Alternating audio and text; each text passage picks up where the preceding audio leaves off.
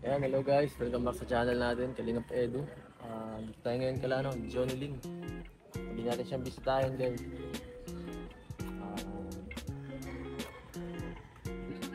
Magandang hapon po, Nay. Magandang hapon po. Parang lumiwanag dito ngayon Ayun, parang may ilaw. Nung nakaraan, wala to eh. Nung nakaraan, may nakakarang pa dito, tanda ko. Binagyo yan eh. Tapos si Johnny Ling. Andiyan po sa loob. Kailan nga po yung pag-isita ko dito? Paano ka mag-isita? Okay na lang? Masakit ang ganito niya. Galing ang kagabi dun sa pilian. Ha? Last 12 na nakauwi kagabi. Yan na. Isda po. Nagpili siya kagabi kaya masakit ang ganito niya. Na live. Hanggang alas 12 ng ating gabi? Opo.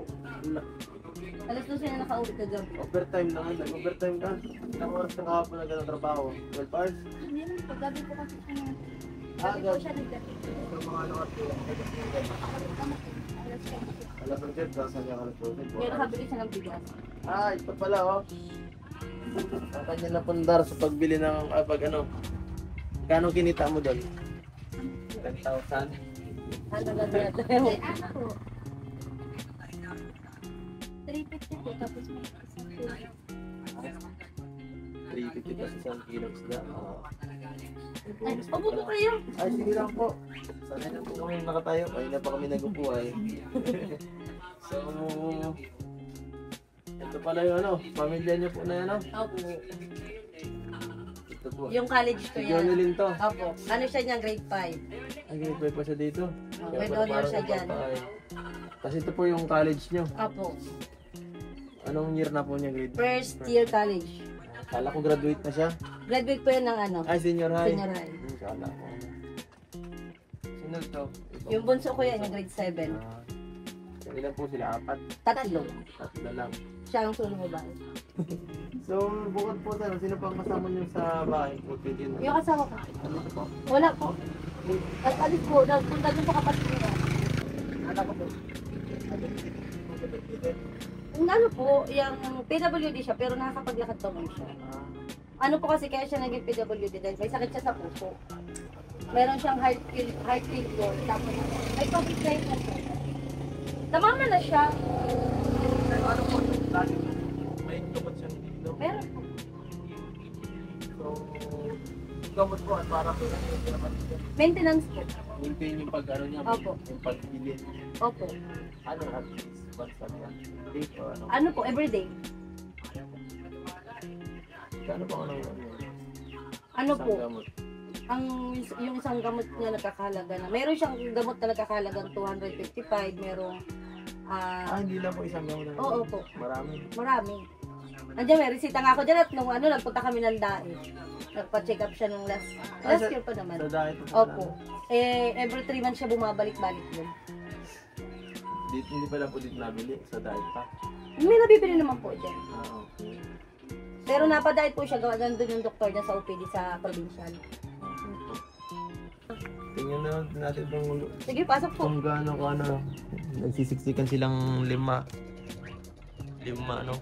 Yan ang bahay ni Johnny Ling. Kasya kayo dito ng 4 ay 5 po.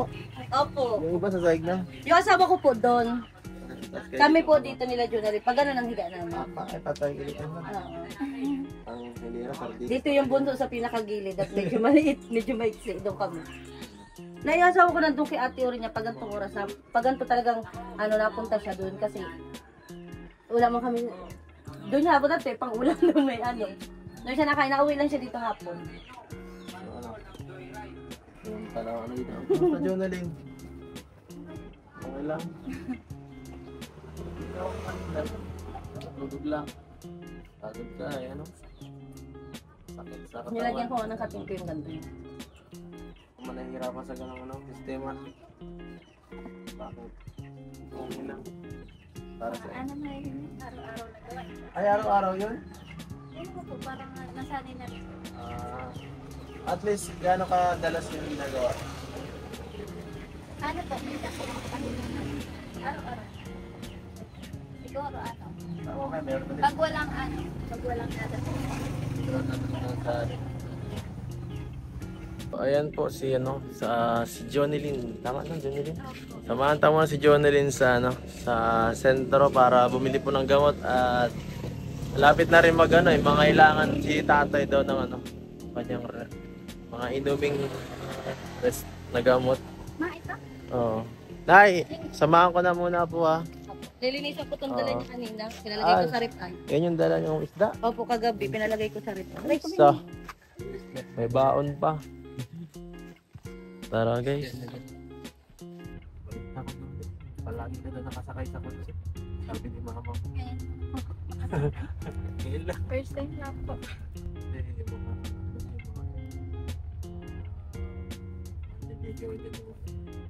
Mayayaman. Bakit din ang sabi ni mama mo? Ibig sabihin nililoko ako ni mama mo. Hindi ko nga nasigaw ko pero hindi ako tumata. Bagay, tama yan, bata ka pa. Pagpatid ko yung mga tingin ko gusto ko pagpatulungan. Grabe, lahat mo naman tutulungan. Isa lang, mahihirapan ka talaga niyan. Sabi ko sa'yo. Isa lang sa pagtulong ha. Base sa aking experience, mahirap magtulong kung sabay-sabay. Mapagod. Nararamdaman mong pagod na dumating. Oras na ako. Puro problema. Ano tapo? Hindi yan eh. Pero masarap naman po sa pakiramdam. Sarap talaga sa pagkarap na makatulong. Kaso hindi unlimited ang cash tayo. Hindi, kahit ako sa sarili kong hirap talaga. Kaya ano lang. Una siyempre sa family lang. Para tips para kaya. So, ito ngayon, siyempre ikaw ay natutulungan namin. Para makabawas-bawas sa gastos. Ako na muna masagot niyo sa bayaran ni Papa mo. Para naman tingin na isipin. Sakto na ako paubos na nagpinga pa ng papa. Sakto talagang punta namin dito. Talagang gagana na bisitahin siya ngayon. Minsan po, kapag wala po kaming pambili, nilalakad po namin sa place. Ako po. Hanggang dito? Simula sa inyo hanggang dito. Pag may nasasakyan po, masakit. Pero minsan po yung gamot ko, nilalakad po namin. Pag wala po kaming pera po. Nilalakad naman, napunta o Napunta po kami sa munisipyo. Tapos sa kanyang tulong. Opo. Akala ko nilalakad nyo lang hanggang dito. Hirap-hirap na ka rin. Nalayo-layo yan. Sanay naman po. Sanay ka? Opo. Sanay po kami. Pag wala po kaming pera, minsan po naglalakad po. Kaya sanay na po kami. Kaya wala mukhang masipag talaga si Joey. Kitang-kita ako sa mukha mo. Nahiyain po. Humble pa. Humble, di ba rin humble? Opo, humble talaga.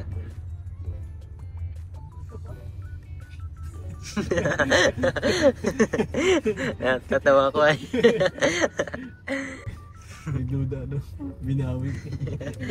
Sabitan mo.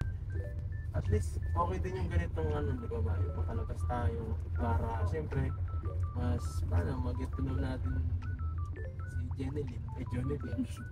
Pasensya na, dalawa kasi kayong Jonelyn eh. Jonelyn. So ay, Jonelyn nga pala ikaw. Jairelim naman yung susunod natin kasi Jairelim. Yan, mas makikilala natin ngayon si Jonelyn dito. Ano talagang tunay na pagkatao tungkol sa pagiging humble. Ano pa? So, sa trabaho nyo, simulat sa point, kung pag-ano, yun talaga. Opo. Kasi nakasanay na po kami. Madali lang naman po pag-iwalay lang yung mga isda. Yung magan ba? Ito, lapu-lapo. Wala yan sa sa Opo. pusit. May mga banyero po nakalagay doon. Tapos, ihiwalay po kunyari ito, turay sa magkakasama po yung turay. Parang pang-isunod na. Galunggong. Turay pala. Minsan may bangkuli. Ihiwalay yung bangkuli sa tulingan. Ganun. Ganyan. Opo. Tapos, tahong. Wala pang nahuling tahong. Wala po. Ano pa, lobster? Wala. Wala rin lobster? Wala po na ulit. Pating. Meron. Wala na rin pating? Opo. Tigaan. Hindi ba tayo nagbintan yung mga bata? Oo nga, no? Meron po doon sa may Yung mga sa mga Diyan po na, no, nakakaalala dito, ko, no, kay, sa loob. kay Yan doon, no. Jamaica at kay John Mark. Dito po kami nagbenta nung nung kanilang nyo.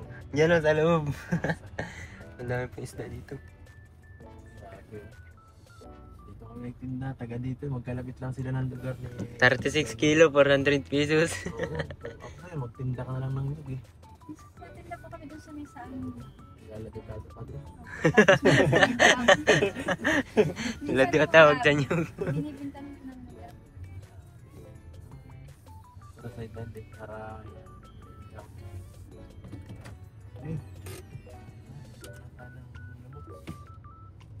Okay, walang problema. Ilan?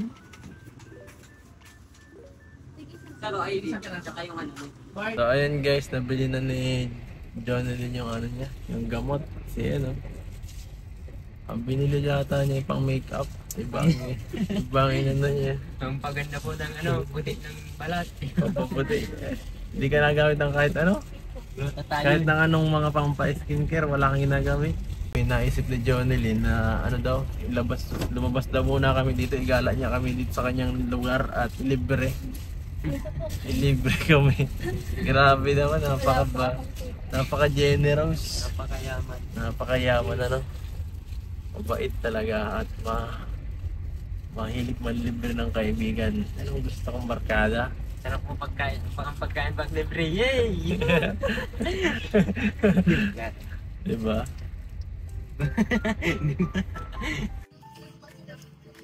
So dito po si Jonelyn mahilig tumambay sa kanyang nilibre kami ni Jonelyn, grabe. Wag na, ako nang bahala. Kakahiya naman siya. Masarap talaga pag libre pero syempre nakakahiya kaya ako na sasagot. Dito daw niya gusto kumain kasi dito lagi sila nakain ng lolo niya, sabi niya. Mahilig siya dito kumain ng dalaw. Kumain. Maganda nga naman kasi doon sa dulo doon, dagat na po. Dagat na doon. Maganda ang view. Palagi ka dito? Ha? Depende po pag may kasama. Pag may kasama pala. Sa bagay, maganda nga dito makipag-date. Dito ka lagi nakikipag-date? Hindi. Sabay sabi ni mama mo. Baka pagkatapos mo ng kaya ka ginabi kagabi kasi pumunta ka pa dito. Hindi. Bihira ka. Kala ko napunta ka pa dito kaya ka ginagabi eh. Pag nauwi kang gano'n, anong service mo? Ano po? Minsan po tricycle. Meron pa mo po. Ay, meron pa. Nakakatakot na yun. Layo-layo May na. mga kilala naman po kami din nagtatricycle. Buti naman. Minsan po pag chiki, nagtatrabaho din po yung tito ko. Minsan po nasa pela. Okay. Yung pagkain mo, halimbawa ay sobrang sarap ng kinakain mo. Feeling...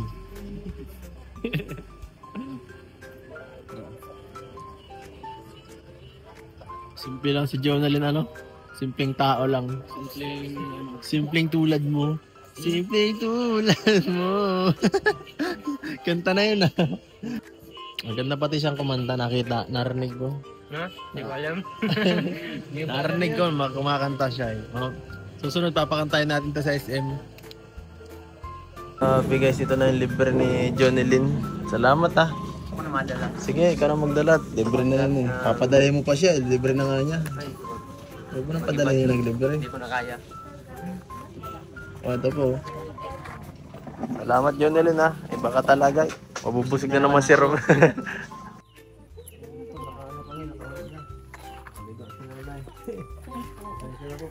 Salamat sa gamot. Opo. Salamat daw sa gamot. Salamat po. Ngayon ko lang nakita si tatay. Ngayon ko lang po kita nakita dito. Napunta po yan doon sa kapatid niya. Hindi ko natitsimpuan si tatay dito. First time ko makita si tatay. Magandang hapon po. Opo. Lang po kami nagbili ni Jonelyn ng gamot sa inyo. Salamat daw po sa gamot. Thank you very much. Laking tulong. So ito, bago tayo mag-alis may iabot muna akong ang tulong para sa kay Jonelyn. Yan po. Sa Jonelyn pangalan niya. Jonelyn, kuya. Kasi dito. Kanilang pangalan. At siguro pagpunta kayo dahil, kontakin nyo lang ako para masamahan ko kayo. Kailan po ano? Balak na sana namin bukas. Nagbukas? Oo. Taman, pero sabi niya kasi baka may bigla akong ano sa kanisa at baka mga February na. Sige po. Chat nyo lang kung kailan po siya para ano po. Masigasa po natin na lang. Tapos mamahan ko kayo para mas madali. Opo. Sa ano siya eh, sa OPD sa probinsya. Opo, alam po. Sige na. Yun na yun. Baka may gusto ko sabihin sa ano. Ano po, gaya po ng dati, nagpapasalamat po ako. Tapos po sa mga nanonood po, ano po, sa mga nanonood po, sana po marami pa po kayo matulungan. Na kaya po namin mga nag-isiro. Tapos, sila mama naman po, nagpapasalamat din po ako kasi pinalaki po nila ako na maayos. Ito po na, baka ano. Maraming salamat po sa tulong. Sana po patuloy niyo pong suportahan sila Kalingap Rab sa Kalingap Edo para po mas marami pa silang matulungan. Thank you na ha. Tay, ano na po ako? Sige, mahal na po ako. Salamat po. Ingat po Opo. kayo. Opo. So, ayun guys. Nabisita natin si Jonelyn po, ano. Nag-ano rin tayo, nagkunting tumambay na rin pagkatapos ng ano. Kunting ano, kwentuhan. Ayan, para mas makilala ang mabuti si Jonelyn, ano.